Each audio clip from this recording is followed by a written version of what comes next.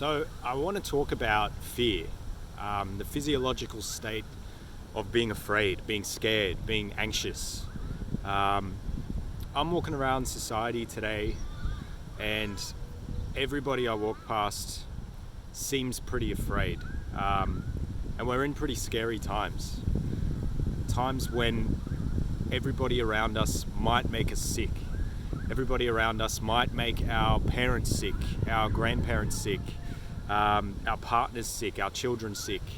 And that's really scary. But I'm not the only one who's noticed the atmosphere of fear and anxiety and division, because a lot of people I talk to, whether it's my friends, my family, whether it's people who I work with as part of my job, are telling me that they walk around and everybody just seems so afraid, and that's really dangerous. I don't think we really understand how much of an impact fear has on us on a day-to-day basis. I want to say that at the beginning of this coronavirus pandemic, I was really afraid. My father is in his mid-80s. He has diabetes, he has heart conditions, he has a history of cancer, he has high cholesterol, high blood pressure, he has dementia, all kinds of things that put him in pretty much the highest risk category you could put him in. And because he needs constant care, I see him a lot. And my mother as well. My mother's a bit younger, but she's got lots of health conditions that put her in a high risk category as well. So I was in a state of huge fear at the beginning of this, because I was worried that my parents were going to catch it from me or from somebody else and die.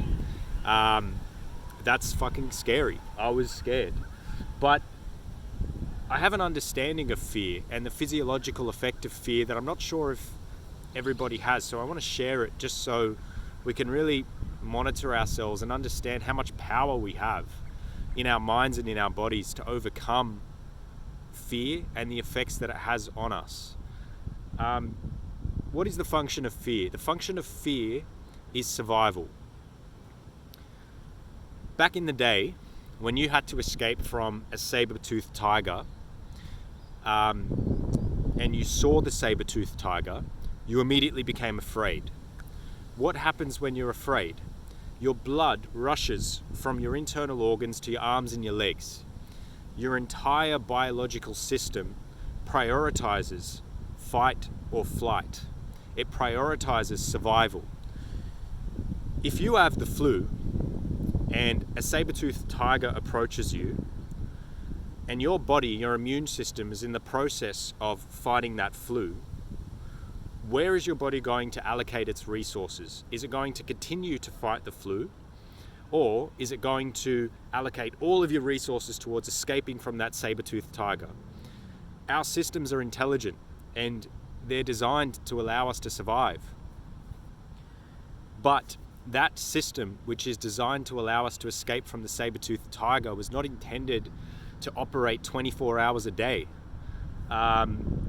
If you're afraid all the time, or for longer than it takes to escape from that tiger, all of your resources, all of your energy, all of your emotional capacity, all of your rational capacity, all of your physical function, your entire energy system is dedicated towards helping you to survive and not towards maintaining and growing your system. So let me give you an example.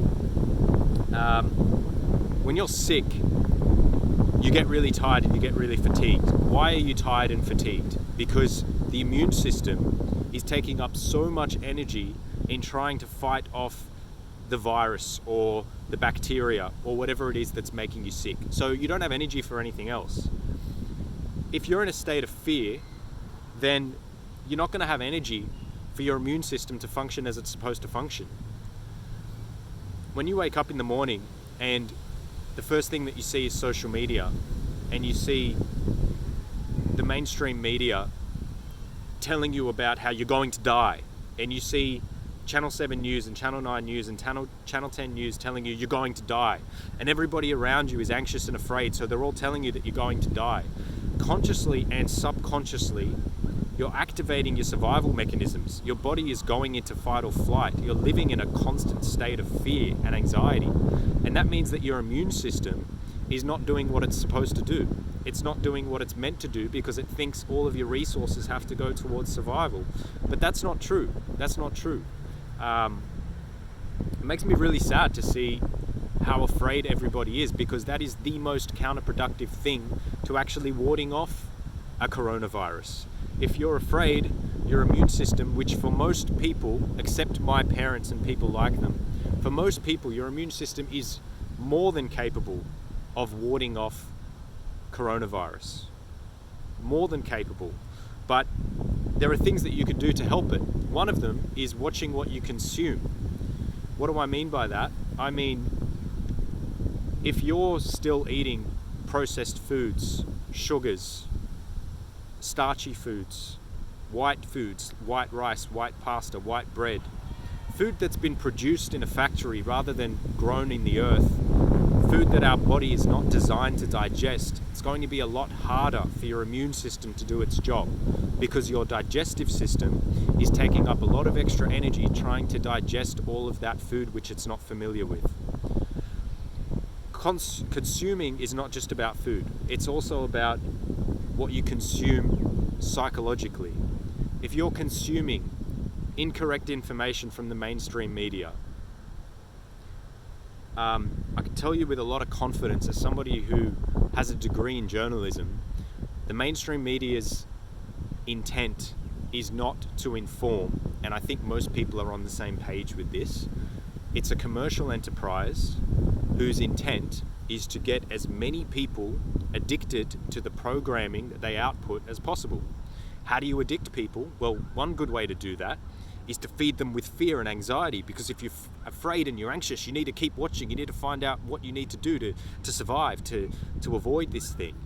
I happen to have a really high opinion of humanity. I think that most people are intelligent enough, everybody's intelligent enough to consume information that is neutral, fact-based and objective, and to form their own judgments. But unfortunately, we live in a society where everything that we consume is geared towards blunting our natural, powerful human mechanisms, and the media is a huge part of that. So watch what you consume. Even the people around you, if the people around you are constantly feeding you with fear and anxiety, it's going to physically impact your ability to grow, your ability to be happy, your ability to be healthy, and your ability to be free.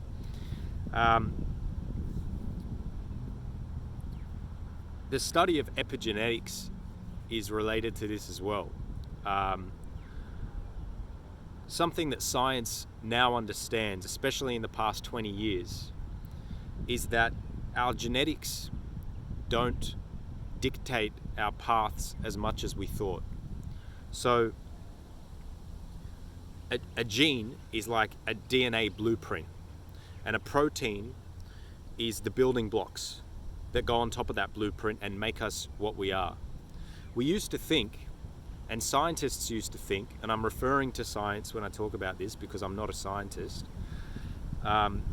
that genes had your genetics had a huge impact on who you turn out to be. That's not true. There are peer-reviewed studies now accepted by science and becoming more accepted over time because they keep being repeated successfully, which is what makes science reliable, that shows that your genes are only the starting point. The environment in which you place your genes is what actually dictates who you become. There was an experiment done where embryonic cells, which we sometimes call stem cells, were placed into a petri dish with one particular environment or culture in the petri dish, and other embryonic cells were put into a petri dish with a totally different environment.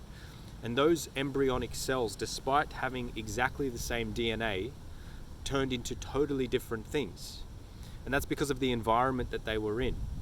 And our skin is like one big petri dish where there is a foundation based on genetics and DNA, but what we actually turn it into is based on our thoughts, what we consume, and what we output. The study of epigenetics is about the impact of our thoughts on our physical reality. If you constantly, subconsciously or consciously think, I am afraid, I am going to die, I am sick, everyone around me is sick, that is exactly the environment in which you're forcing your genetics to grow and operate in.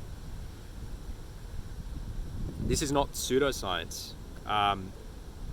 The impact of our thoughts on our reality is very clear. I just want the people who are in my life, who I love, and whoever else watches this video, to just think about whether fear is actually serving you. Are you in a situation right now where you need to survive? Are you in a situation right now where you're at risk of death? Because that's when fear is useful, imminent death. If we're in a situation where we actually need a bit of strategy, we actually need a bit of foresight, we actually need to make assumptions based on facts, and we need long-term thinking, critical thinking, then we should not be coming from a place of fear and anxiety, because we're not going to make decisions that make sense for ourselves and for the community at large. So try to limit your intake of fear, try to limit your intake of anxiety. Watch where you're getting your thoughts from. Ideally, get your thoughts from your own consciousness, because that's the source of creation. That's the thing that makes us human.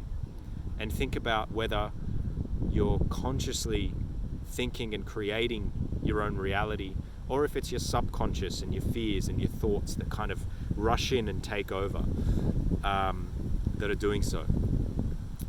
So anyway, that's it. I just wanted to talk about that. The reason I'm sitting in the sun is because, as I talked about food, I talked about what we consume. Getting enough sun is one of the ways that you can help yourself combat the fear, combat the anxiety, maintain and support your immune system. Remember what makes us human. We didn't come to the earth in sky-rise buildings, taking artificial medications, being born in a room with white walls and white light. Try and connect a little bit with your actual humanity, and I think it really helps you to kind of navigate through the systems that are around us today. That's my 2 cents. Anyway, I've been talking too much. Peace out.